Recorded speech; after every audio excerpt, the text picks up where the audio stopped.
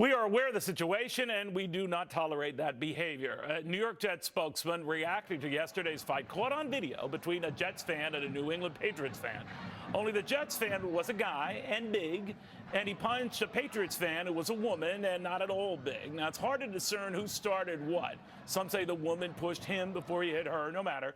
We want to know where the heck security was while all of this melee was going on. A Jets spokesman saying that it's all in the hands of the New Jersey State Police, but doesn't really end there. To Heather Hansen, who says the team has a liability issue on its hands, Laura Mazzuchetti disagrees.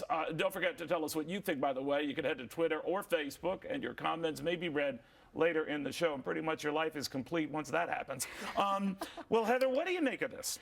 Listen, Neil, I think that the fact that it happened at an exit gate where there should have been increased security. Is that where it was? It was an exit gate. Okay. And it's Patriots Jets. There's a rivalry there. And so there's bound to be some upset, especially because of that call towards the end of the game that caused some people some angst. Right. It's very controversial. Right. So all of that together, the security, the team has a responsibility to have reasonably safe premises. And there should have been security in areas where people were leaving after a game like this. And the fact that it took so long for someone to get there, I think there's definitely some liability. Lauri?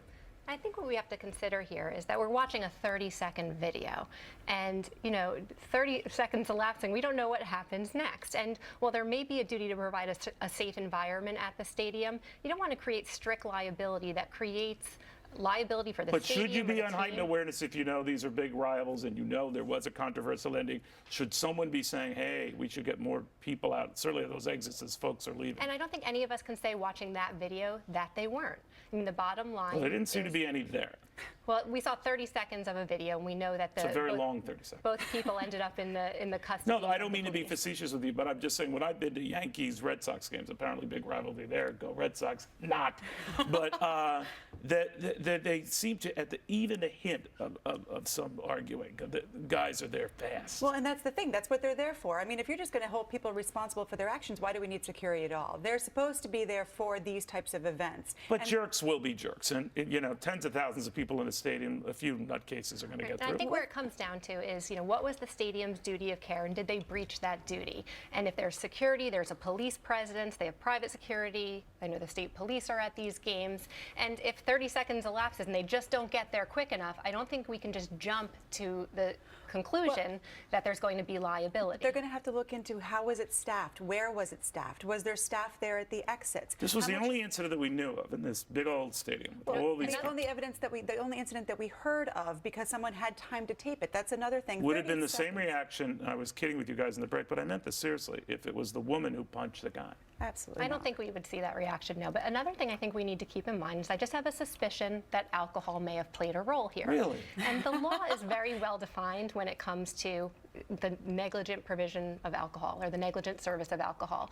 And the law actually limits liability in those situations to where the server of alcohol is serving somebody who is visibly intoxicated. And there's a reason that opens up a whole people go up and get beer all the time or served at the seat. Right. And it's not the first time that these types of cases have arisen, and where it's very different when you're at a stadium and you're getting up and going to get your drink and you go back to your seat. The person serving the alcohol has 10 seconds to make that determination. Really come into drinking and driving. I understand, but if you're the woman and you've been hit by a big guy, you have grounds to sue.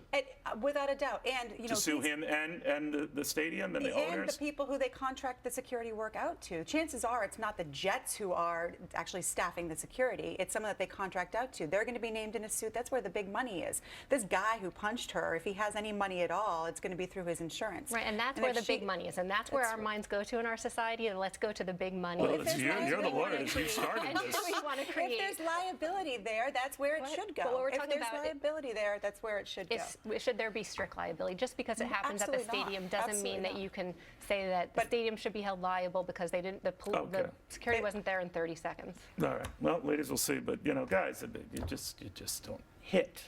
Everyone behave.